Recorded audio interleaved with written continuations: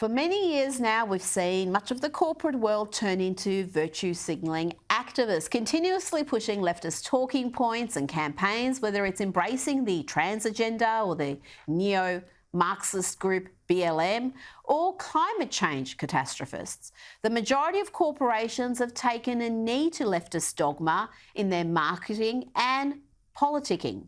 Target, Bud Light, Disney, Nike, Starbucks are just a few of the well-known cases, but fed-up customers are finally striking back, and that consumer behaviour may see the tide turn. Joining me now is the Executive Director at Consumers Research, Will Hild.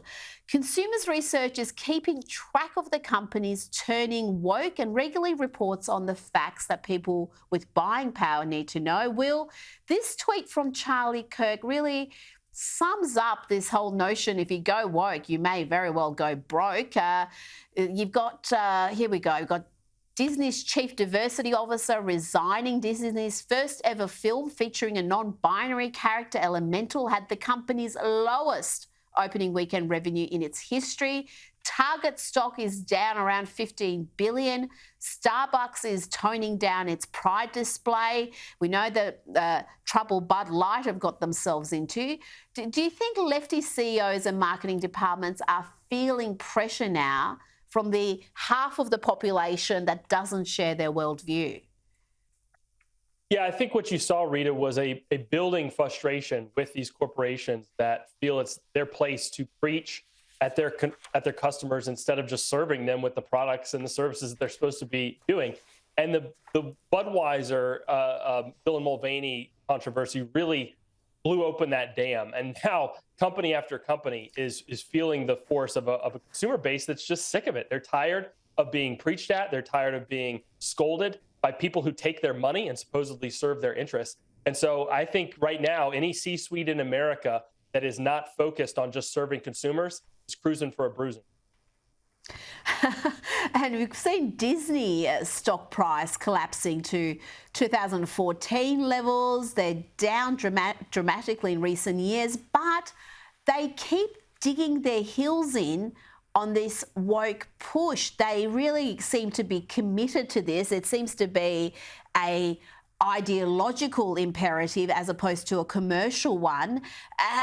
What's going to correct this? Because if they're willing to self-harm, if they're willing to see their share price plummet, if they're willing to put out movies that nobody wants to watch, how can consumers have any power if those in charge are ignoring the backlash? Well, this touches on another fight that our organization, Consumers Research, has been working on for the last 24 months. You have in America, and probably in Australia as well, a huge number of publicly traded companies whose majority of their shares are held by large asset managers like BlackRock, who push these companies, whose CEO has bragged about pushing these companies into a woke direction.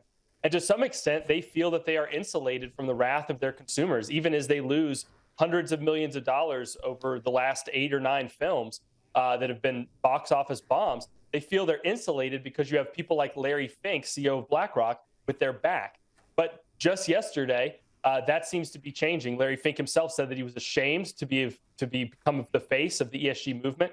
They may be, reconfiguring the way they're going to act at BlackRock. So the days of these corporations being shielded by woke Wall Street may be coming to an end.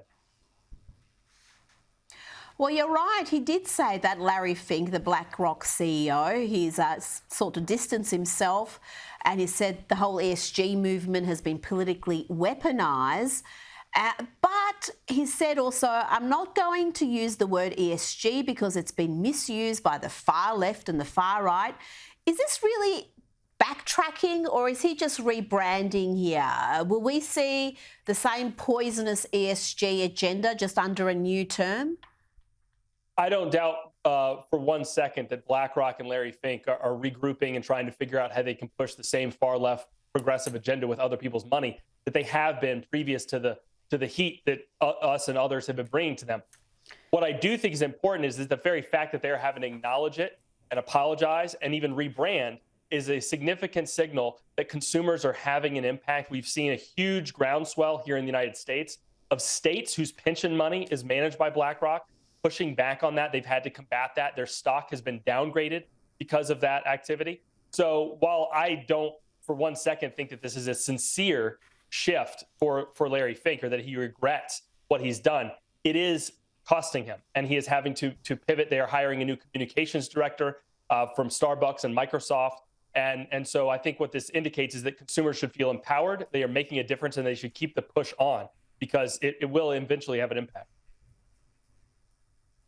Now, you've launched a campaign against Bank of America a few weeks back. They're the second largest bank in the United States, but you say they're operating like a political club. Explain why. Well, much like BlackRock, they use their large asset portfolio, their loan portfolio, to push a woke agenda. Now, the thing with Bank of America, it's an incredibly retail-focused brand. There are Bank of America branches across the entire country. I think they brag about having 68 million customers and how much they represent all the communities that they operate in. And yet, while they wrap themselves in the flag, their logo is literally the American flag, they push a far-left progressive agenda that is anathema to a huge swath of Americans. They've attacked and undermined gun rights here in the United States.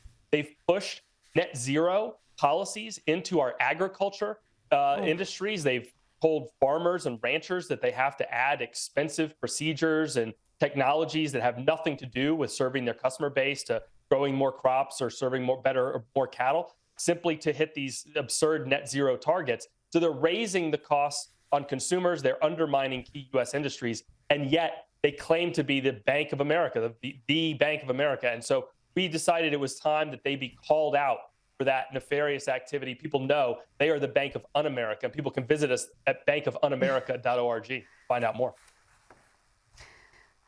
We find the same thing here in Australia. We've got the big four banks. There's a lot of other smaller players, but the big four, almost all of them have become activists. And again, I think consumers need to know the power they hold. You make them aware of that. Will Hild, thank you so much for joining me today.